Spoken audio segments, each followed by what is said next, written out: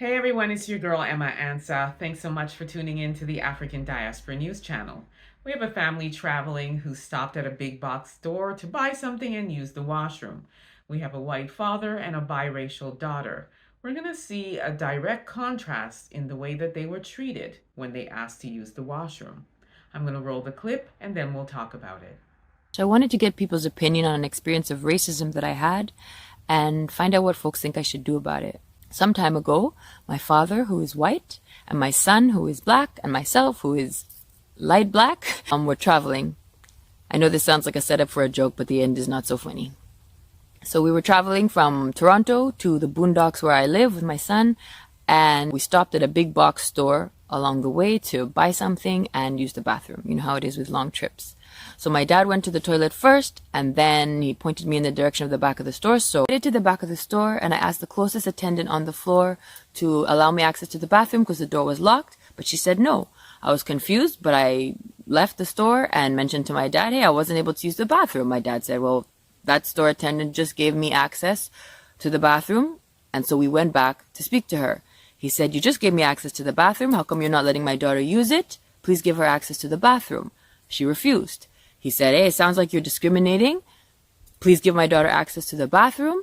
And she insisted no, she would not allow me to use it. She never gave a reason. And I will note that on that day, I did not have my staff or even my face makeup on. So we left the store, but not before my dad got fairly irate and let her know that he'd be following up with an email to the manager of the store, which he did. My dad received a prompt and apologetic email reply, and the manager of the store even provided his personal cell number in order for them to discuss the issue. Now, my dad is an older guy who should be retired, and although he has white privilege, he doesn't have that level of affluence privilege, and so he's still working and is somewhat overworked for his age. And so unfortunately, he dropped the ball on communicating with the company. And so some months passed, and finally I decided, hey, I need to pick up this thread because it's really important. And so I followed up on the email thread that I had been CC'd on and got no reply, so I decided to give the manager a call on the number that he'd provided. And I was essentially berated for calling him at 4 p.m. in the afternoon on a work day, and for the fact that we had left the matter for so long. I was told that I had caused the staff member who discriminated against me so much stress that she was the real victim here, and so therefore I should drop the matter. I do want to take a moment to address why it took me so long to follow up on this issue. Like many of us, I'm a pretty busy person with 3 full-time workloads on my plate, but it's more than just that. There's a lot of stress attached to dealing with things like this. It's very uncomfortable to have to defend one's right to basic things like bathrooms, food, housing. And yet, this is something that is part of our day-to-day lives. We almost become desensitized to how deeply it's impacting us. But I think the deep impact is very much evident in the fear response that some of us have in dealing with it. Hence, procrastination or avoidance.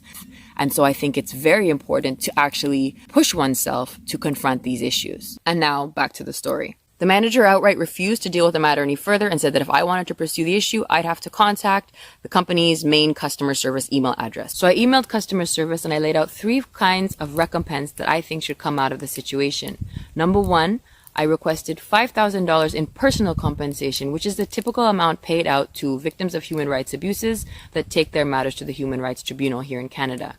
Secondly, I requested that there be anti-racism and anti-oppression training for all of their staff and that I be allowed to recommend an organization or company to provide said training. Lastly, and most importantly to me, I requested compensation for my community. And here's why. Because we all know that what I experienced, which was disgustingly reminiscent of Jim Crow policies in the Deep South, and also policies that were carried out here in Canada during the same period, was just the tip of the racism iceberg at that store and in that community. In some ways, we were lucky to be able to prove it with my father's comparative experience. Because most of the time when Black people have these experiences of being denied services or equal treatment, we rarely have evidence in the form of a direct comparison with a white person's experience in the same short space of time with the same person in order to be able to prove that that was what was going on. Nonetheless, we know that this racism is going on all the time, and there are stats to prove it. So here's my question. If I were to name this corporation, would you stand with us by spreading the word and boycotting them to help demand justice in a situation that is both local and undeniably global in its relevance? And lastly, do you think it's important to couple this social media campaign with a civil lawsuit to increase the pressure on the corporation? So those are my questions, and I would love to hear back from all of you.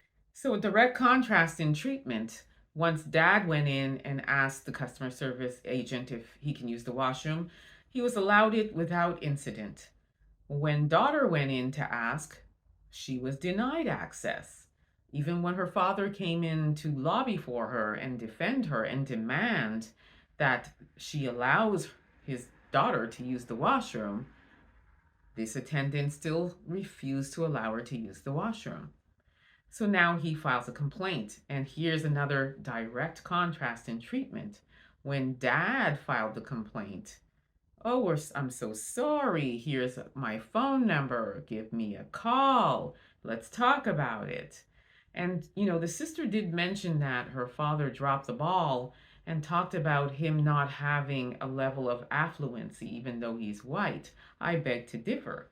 The color of his skin gives him all the affluency and privilege, and it is evident in the way that he was treated. A, to use the washroom, and B, when he contacted the manager of customer service to complain. So fast forward to now her picking up the ball and contacting, and the way that she was treated, similar to the way she was treated when she asked to use the washroom. She was denied access.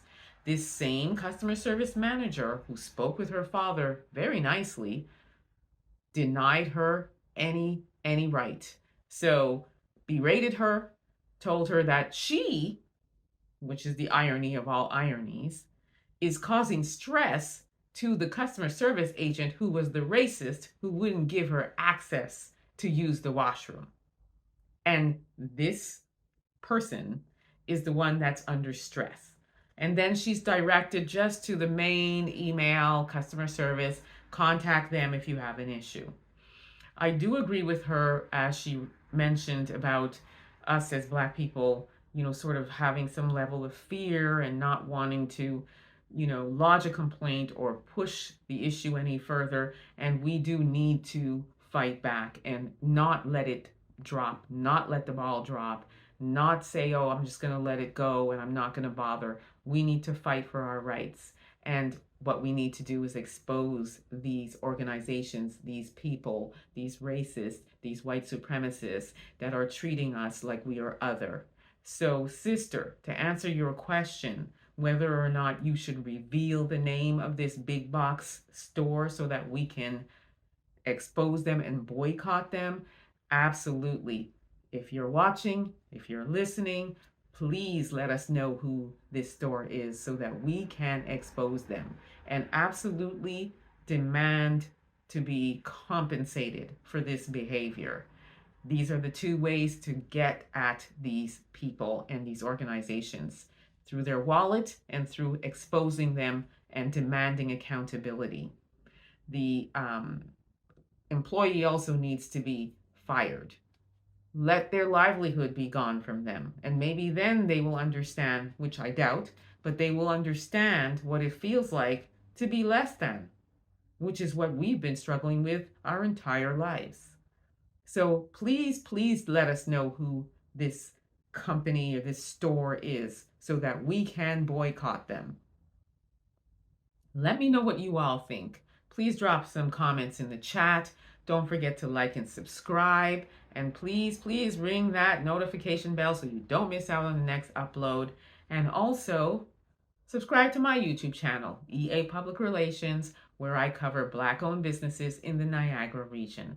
Until next time, please be safe and peace be.